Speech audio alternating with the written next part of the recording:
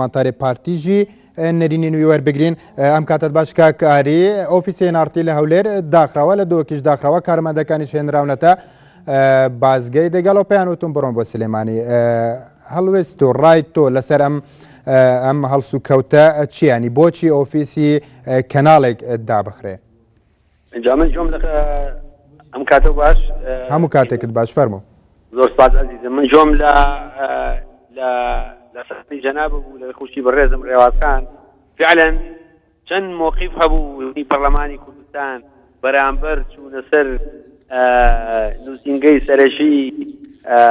الروداولة السيماني هل أونج موقف هبو لقواسنوي يا لابردني ياخد دز بسر كردني كارمندكاني انارتي لهوليروا جابوا اما بيقومان خوشي بالرزم رياض خان مختكاني مني كرد وتأشيد هنا دزگای جراگاندن 100% پیوست بپارێزرێ بەڵام خۆشبەختانە من حەزەکەم ئەوە بیر بێنمەوە خۆشبەختانە هیچ کەس لە هەولێر نهاتە سەر نووسینگەی ئێنارتی نیازی هەبێ بیسووتێنێ و بەڵام کاکاریانی چوونەتە ناو بارەگاکە کارمەندەکانیان هێناوەتە خوار تەلەفۆنەکانیان لێ وەرگرتووە سوکاتیان پێ کردووە هێناوێنەتە ئەو دی و دێگەڵەوە ینی ئەمە چوونە سەر بارەگانیە هێزێکی ئەمنی ئەمەی کردووە من ناڵێم باشە کەی من ناڵێم شتێکی باشە بۆچینی من ئەم کەناڵی ئێنارتی ئەم کەناڵی ڕووداو پێویستە یەک نامەی تایبەتی بنێرن بۆ کاک نەوشیروان مستەفا سپاسێکی زۆر تایبەتی ئەوی بکەن لەبەری هەموو ئەم ڕووداوانەیەکەدا هەمووی ئەو پڵان ڕێژیە کە جەنابیان زۆر بە مخەتەت زۆر بە دیراسەکردن ئەمەی داناوە و ئەمەش نەتیجەکەیەتی کە جەناب وەکو سەحوفیەکی بەڕێز لە پایتەختی هەرێمی کوردستان زۆر بەداخەوە ڕاو دەنێ لە سلێمانیش بە ناوی موچە و بە ناوی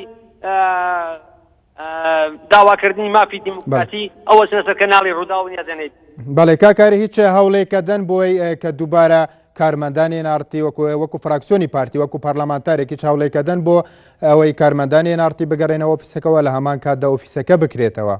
من حەزەکەم لە کاک نەوشیروان بپرسی جەنابەکەی نیازی هەیە واز بێنێ لە ئەوەی کاکاری تۆ ئەندام پارلەمانێکی من لە تۆ ئەپرسم وەکو ئەندام پارلەمانێک کە لەم کەناڵەوە لە تۆ ئەپرسم وەکو فراکسیۆنی پارتی هیچ هەوڵێکە دەن کە ئۆفیسی نارتی بکرێتەوە من وەکو فراکسیۆنی پارتی قسە ناکەم بەڵام ئەڵێم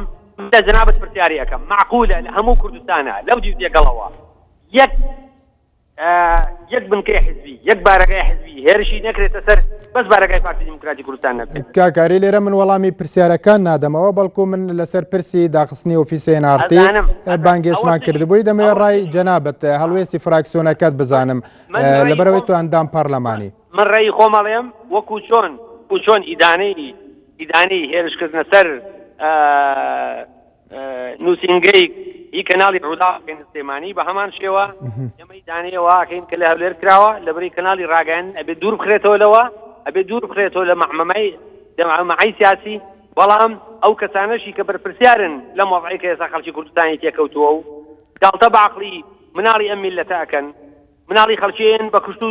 و بە شەهیدی ئەکەن دوایە سنە تعزیەکەی و دانیشن بە مەبەستی سیاسی ئەوەش نابێت بێت